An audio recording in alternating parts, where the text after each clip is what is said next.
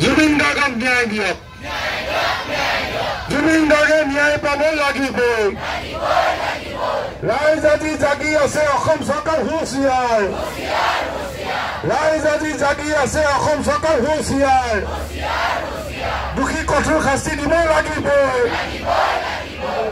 কঠোৰ শাস্তি দিব লাগিবই জুবিন গাৰ্গক ন্যায় দিব লাগিবই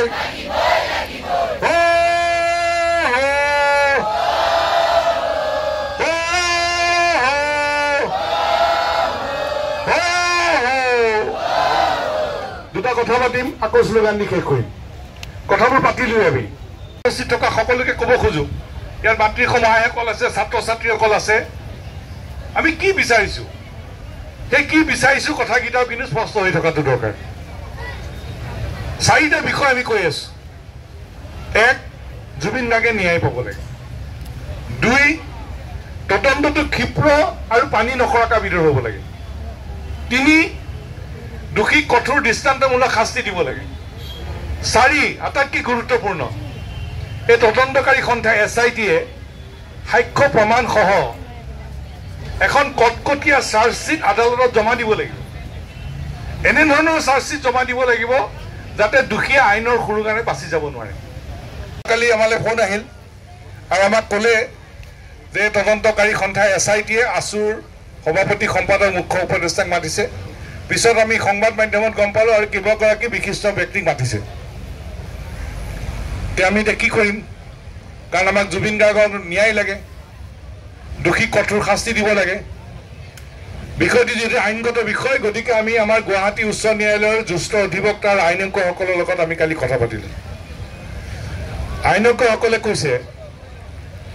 যে যিটো তদন্ত SITয়ে তদন্ত কৰি আছে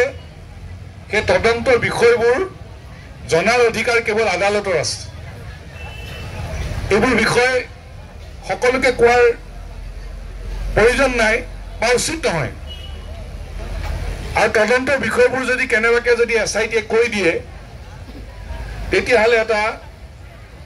বেলেগ ঘটনা ঘটিব ঘটনাটো কি আমি সদৌ অসম ছাত্ৰ সন্থাই প্ৰথম দিনৰ পৰা কৈ আছোঁ যেতিয়া শ্যামকানু মহন্ত সিদ্ধাৰ্থ শৰ্মাক যেতিয়া গ্ৰেপ্তাৰ কৰা নাছিল আমি কৈ আছিলোঁ গ্ৰেপ্তাৰ কৰিব লাগে গ্ৰেপ্তাৰ হ'ল আমি কৈছোঁ শ্যামকানু মহন্ত সিদ্ধাৰ্থ শৰ্মা আৰু বাকী যিবিলাক আছে দোষী কঠোৰ শাস্তি দিব লাগে দৃষ্টান্তমূলক শাস্তি দিব লাগে স্পষ্টকৈ কৈ আছোঁ ছিংগাপুৰৰ পৰা যিবোৰ অহা নাই তেওঁলোকক লৈ আহিব লাগে চব তদন্ত আওতাত আনিব লাগে এই কথাটো কৈ থাকোঁতে যদি তদন্তকাৰী বিষয়াৰ লগত আমি আলোচনাত বহোঁ শ্যামকানু মহন্ত সিদ্ধাৰ্থ শৰ্মা বা তেওঁলোকৰ দোষীবিলাকৰ উকিলে আদালতত ক'ব যে এই তদন্তটো নিৰপেক্ষ হোৱা নাই এই তদন্তকাৰী বিষয়াসকলে আমাক শাস্তি দিবলৈ যিসকলে দাবী কৰিছে তেওঁলোকক মাতি আনি আলোচনা কৰি তদন্ত চলাই আছে তদন্তটো একপক্ষীয় হৈছে আৰু আমি আলোচনাত বহাৰ লগে লগে শ্যামকানু মহন্ত সিদ্ধাৰ্থ শৰ্মাকে ধৰি দোষীসকলে আদালতত অজুহাত লৈ সাৰি যাব পৰা উপায় ল'ব